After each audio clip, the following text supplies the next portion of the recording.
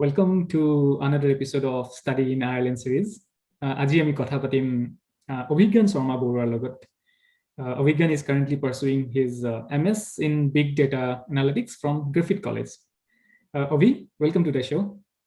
Hi Digantada, thanks for having me. আৰু বহুত দিনৰ মূৰত অসমীয়া মুখ এখন দেখি চিনাকি মুখ এখন দেখি বৰ ভাল লাগিছে। Thank you so much. Thank you so much for your time. তোমাৰ recently পৰীক্ষা শেষ হ'ল, কেনেকুৱা আছিলে পৰীক্ষা? Exam কেনেকুৱা আছিলে? পৰীক্ষা ভালেই আছিলে। পৰীক্ষা বেয়া হোৱা নাই, ভালেই হৈছে। ঠিক আছে, বঢ়িয়া বঢ়িয়া। সো ভাল, আজি আমি তোমাৰ পৰা জানিব বিচাৰিম, অলপ জানিব চেষ্টা কৰিম যে তোমাৰ গোটেই যিটো জাৰ্নি আছিলে অসমৰ পৰা আয়াৰলেণ্ডলৈকে কি ধৰণৰ আছিলে। বাট তুমি এটা সৰু ইন্ট্ৰডাকশ্যনৰ পৰা আৰম্ভ কৰোঁ, তোমাৰ চিনাকিটো দিবা নেকি? Sure. মোৰ নাম অভিজ্ঞান শৰ্মা বৰুৱা। মোৰ জন্ম হৈছিলে যোৰহাটত আৰু মই সৰুৰে পৰা গুৱাহাটীত ডাঙৰ হৈছোঁ। তাৰপিছত মই মোৰ স্কুলীয়া জীৱন সমাপ্ত কৰিছিলোঁ অসম জাতীয় বিদ্যালয়ৰ পৰা আৰু তাৰে পিছত মই ৰয়েল গ্ৰুপ অফ ইনষ্টিটিউশ্যনছৰ পৰা ইঞ্জিনিয়াৰিং ডিগ্ৰী পাৰ্চিউ কৰিলোঁ। তাৰপিছত মই এবছৰ নৰ্থ লখিমপুৰত উত্তৰ লখিমপুৰত চাকৰি কৰিছিলোঁ আৰু সেই বছৰৰ পিছৰ 2 বছৰ সময়ছোৱাত মই গুৱাহাটীত চাকৰি কৰিছিলোঁ। তাৰে পিছত মই আয়াৰলেণ্ডলৈ মাষ্টাৰ্ছ ডিগ্ৰীটো কৰিবলৈ আহিছিলোঁ। So সেয়া আছিলে মোৰ জাৰ্নিটোৰ এটা বঢ়িয়া বঢ়িয়া। So actually that brings me to the next question, যে ইঞ্জিনিয়াৰিং কৰি উঠি আয়াৰলেণ্ডত MS কৰিম বুলি কিয় ভাবিলা? কি আছিলে সেই প্ল্যানিং, সেই থটটো কিহৰ কাৰণে আছিলে? মই একচুৱেলি যেতিয়া গুৱাহাটীত চাকৰি কৰি আছিলোঁ, ইনফেক্ট মই যেতিয়া উত্তৰ লখিমপুৰতো চাকৰি কৰি আছিলোঁ, তেতিয়াও মই এটা বস্তু খুব ফিল কৰিছিলোঁ যে হায়াৰ মেনেজমেণ্টৰ যোনকেইজন মানুহ থাকে যিকোনো এটা প্লেণ্টত বা যিকোনো এটা কোম্পানীত, তেওঁলোকে নাম্বাৰ্ছ বা ডেটাক লৈ পেলাই মষ্টলি কনচেনট্ৰেট কৰে। তেওঁলোকে লোৱাৰ লেভেলত বা গ্ৰাউণ্ড লেভেলত কি চলি আছে সেইটোক লৈ পেলাই বৰ বিশেষ গুৰুত্ব নিদিয়ে। তেওঁলোকক জাষ্ট নাম্বাৰ গ্ৰাফছ সেইবিলাকক লৈ পেলাই তেওঁলোকৰ বেছি ইণ্টাৰেষ্টেড হয়। চ' মই সেইটো ক্ষেত্ৰত মই বৰ এটা এক্সপাৰ্ট নাছিলোঁ বা সেইটো ক্ষেত্ৰত মোৰ জ্ঞান বৰ বিশেষ নাছিলে। চ' মই ভাবিলোঁ যে এটলিষ্ট মই যদি মাষ্টাৰ্ছটো কৰোঁ তেতিয়াহ'লে ডেটা ছায়েন্সত বা সেইটো লাইনত কৰাটো মোৰ কাৰণে বেছি বেটাৰ হ'ব। চ' মই তাৰে পিছত বিভিন্ন কেইখন দেশ মই চাবলৈ ট্ৰাই কৰিলোঁ আৰু তাৰে ভিতৰত ৰিচাৰ্চ কৰি পেলাই পালোঁ যে আয়াৰলেণ্ড এখন এনেকুৱা দেশ হয় যোনখন ITৰ কাৰণে খুবেই ভাল হয়। ইনফেক্ট ইউৰোপৰ ITৰ হাব বুলি ক'ব পাৰি আয়াৰলেণ্ডক। চ' মই আয়াৰলেণ্ডলৈ অহাৰ প্লেনিং কৰিলোঁ সেই গোটেইখিনি ডিচাইড কৰাৰ পিছত। খুব ধুনীয়া উত্তৰ অভিজ্ঞান। মোৰ নেক্সট প্ৰশ্নটো হ'ব যে যেতিয়া তুমি আয়াৰলেণ্ডলৈ আহিম বুলি ভাবিলা, কি ধৰণৰ প্লেনিং আছিলে, কি ধৰণৰ প্ৰচেছ আছিলে? কাৰণ মোলে বহুত ষ্টুডেণ্টছ, আমাৰ অসমৰ ষ্টুডেণ্টছ যিবিলাক আছে তেওঁলোকে বহুতে মোলে প্ৰশ্ন ইমেইল কৰে, কুৱেশ্যন সুধি পঠিয়াইছে যে আমিও যাব বিচাৰিছোঁ আয়াৰলেণ্ডলৈ, কিন্তু যিটো প্ৰচেছ ইমান ক্লিয়াৰিটি নাই, ইমান ইনফৰ্মেশ্যন নাই ইণ্টাৰনেটতো ধৰক। চ' তুমি যদি অকণমান সেই প্ৰচেছটো এটা প্লেনিংটো যদি অকণমান ষ্টেপ বাই ষ্টেপ বুজাই দিয়া, খুব সুবিধা হ'ব, খুব উপকৃত হ'ব আমাৰ ষ্টুডেণ্টছ কমিউনিটিটো। Surely. So মই প্ৰথমে এটা কথা কৈ ল'ব খোজোঁ যে বাহিৰত অহাৰ আগতে ফাৰ্ষ্ট যোনটো বস্তু কনচেনট্ৰেট কৰিব লাগে যে সেইটো হৈছে যোনটো ষ্টাডি কৰিবলৈ অহা যায় সেই ষ্টাডিটোৰ ৰিলেটেড জবছ আছে নাই। চ' ফৰ এন এক্সাম্পল, মই যেনেকৈ ডেটা এনালাইটিক্স পঢ়িবলৈ খুজিছিলোঁ, চ' সেইটোৰ কাৰণে আয়াৰলেণ্ডখন বৰ ভাল ঠাই আছিলে। চ' মই আয়াৰলেণ্ডখন চইচ কৰা গ'ল মোৰ শেষৰ পিনে।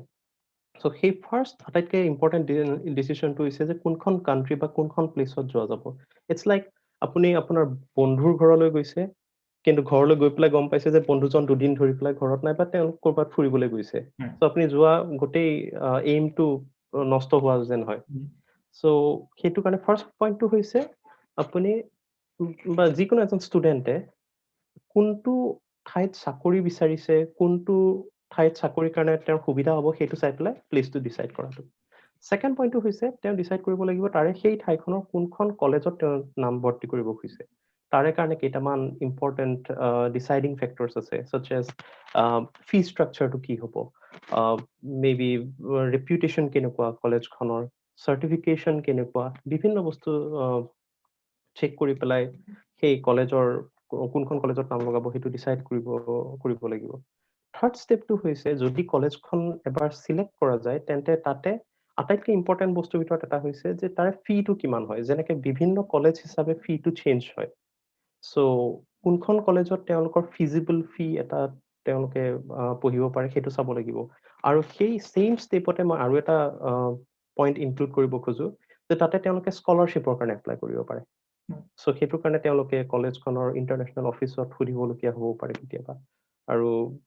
যদি তেওঁলোকে স্কলাৰশ্বিপ পায় দ্যাটছ ৱেল এণ্ড গুড যদি নাপায় তেওঁলোকে বাকী কেইটা ষ্টেপলৈ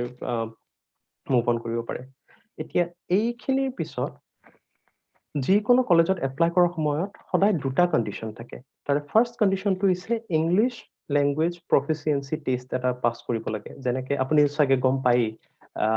ইউৰোপিয়ান কাণ্ট্ৰিজত আটাইতকৈ ইম্পৰ্টেণ্ট ইংলিছ প্ৰফিচিয়েঞ্চি টেষ্টটো হৈছে আইএলছ সো এতিয়া আয়াৰলেণ্ডত যদি কোনোবা আহিব খুজিছে তেওঁ আইএলছৰ কাৰণে এপিয়াৰ হ'ব লাগিব আৰু তাতে তেওঁ প্ৰত্যেকটো ছাবজেক্টত এটলিষ্ট 5.5 পাব লাগিব আৰু টোটেল এভাৰেজ এটলিষ্ট 6.5 পাব লাগিব তেতিয়াহে তেওঁ এলিজিবল হয় ভিজাৰ কাৰণে সো সেই এক্সামটোত এপিয়াৰ কৰাৰ পিছত তেওঁ যেতিয়া চাৰ্টিফিকেটখন পাব তাৰ ছেকেণ্ড কণ্ডিশ্যনটো আছিলে যে এতিয়া তেওঁ এটা ফি পে কৰিব লাগিব কলেজখনলৈ ফি কিমান পে কৰিব লাগিব সেইটো কলেজখনৰ ওপৰত ডিপেণ্ড কৰে কলেজৰ ইণ্টাৰনেশ্যনেল অফিচক যদি সোধা যায় তেন্তে তেওঁলোকে কৈ দিব পাৰিব এটা মিনিমাল ফি এটা পে কৰিলে আৰু যদি আইএলছটো ক্লিয়াৰ হয় তেতিয়াহ'লে তেওঁলোকে নিজৰ চিটটো কলেজত এষ্টাব্লিছ কৰিব পাৰে এতিয়া এই দুটা কণ্ডিশ্যন যেতিয়া তেওঁলোকে ছেটিছফাই কৰিব তেতিয়া তেওঁলোকে নেক্সট ষ্টেপ যোনটো ল'ব পাৰে সেইটো হৈছে কলেজখনৰ পৰা এখন আল্টিমেট লেটাৰ যোনখনক কয় ফাইনেল আনকণ্ডিশ্যনেল অফাৰ লেটাৰ আনকণ্ডিশ্যনেল অফাৰ লেটাৰখন যদি পায় তেওঁলোকে তাৰ মিনিংটো হৈছে যে তেওঁলোকে নাও অফিচিয়েলি তাৰে এজন ষ্টুডেণ্ট হিচাপে নিজকে ঘোষণা কৰিব পাৰে তাৰ নেক্সট ষ্টেপটো এই গোটেই প্ৰচেছটোৰ কিজানি আটাইতকৈ ইম্পৰ্টেণ্ট ষ্টেপ সেইটো হৈছে নিজৰ লিভিং এক্সপেন্সেছখিনি দেখুওৱা নাও এতিয়া লিভিং এক্সপেন্সেছৰ এটা হিচাপ মই যদি এভাৰেজ হিচাপ এটা গড় হিচাপ এটা যদি কওঁ তেতিয়াহ'লে 12,000 ইউৰোজ পাৰ ইয়েৰ দেখুৱাটো ইম্পৰ্টেণ্ট হয় সো এবছৰৰ কাৰণে যদি কোনোবাই কোৰ্চ কৰিব আহিছে তেন্তে তেওঁ 12,000 ইউৰোজ দেখাব লাগিব যদি কোনোবাই দুবছৰৰ কাৰণে কোৰ্চ কৰিব আহিছে 24,000 ইউৰোজ পাৰ ইয়েৰ দেখাব লাগিব এতিয়া এই ইউৰোজৰ যোনটো ভেলিউ হয় সেইটো ভাৰতলৈ কনভাৰ্ট কৰি পেলাই যিমান টকা হয় তাৰে সেই সিমান টকাৰ তেওঁলোকে হয়তো সম্পত্তি দেখাব লাগিব নাইবা বেংক একাউণ্টৰ জমা টকা দেখাব লাগিব নাইবা বিভিন্ন ধৰণৰ PF ফাণ্ড বেলেগ বুলি যিটো কওঁ আমি এক্সেক্টলি প্ৰভিডেণ্ট ফাণ্ড তাৰপিছত LICৰ যদি কিবা ছেভিংছ আছে বিভিন্ন ধৰণৰ বস্তু দেখাই পেলাই তেওঁলোকে মুঠতে তাৰ ইকুইভেলেণ্ট এটা এমাউণ্ট দেখাব লাগিব কিন্তু এইটো পইণ্টতে আৰু এটা খুব ইম্পৰ্টেণ্ট কথা আছে এই পইচাটো জাষ্ট দেখাবহে লাগে এই পইচাটো খৰচ কৰা পইচা নহয় সো সেইটো বিষয়ে চিন্তা কৰিব নালাগে এইটো পইচা কোনো ধৰণৰ খৰচ কৰিবলগীয়া পইচা নহয় এতিয়া বহুতৰ এই পইচাটো গেডাৰ কৰোঁতে অসুবিধা হ'ব পাৰে যদি অসুবিধা হয় তাৰো ৰাস্তা আছে তাৰে ৰাস্তাটো হৈছে যে সেই ষ্টুডেণ্টজনে তেতিয়া যিকোনো এডুকেশ্যন লোনৰ কাৰণে এপ্লাই কৰিব পাৰে যেনেকৈ তেওঁ SBIত এপ্লাই কৰিব পাৰে HDFC ক্ৰেডিলাত এপ্লাই কৰিব পাৰে আৰু as soon as they got their education loan লগে লগে তেওঁলোকে এই যোনটো তেওঁলোকৰ লিভিং এক্সপেন্সেছ আছিলে সেইটো মানে প্ৰুফ দেখাব পাৰে মানুহক তাৰ নেক্সট ষ্টেপটো হৈছে তেওঁলোকৰ গোটেই ডকুমেণ্টছখিনি এতিয়া গেডাৰ কৰিব লাগিব কাৰণ তেওঁলোকে অলৰেডি কলেজৰ পৰা ক্লিয়াৰেন্স পাই গ'ল ফিজৰ ক্লিয়াৰেন্স পাই গ'ল এতিয়া গোটেই ডকুমেণ্টছখিনি গেডাৰ কৰিব লাগিব such as the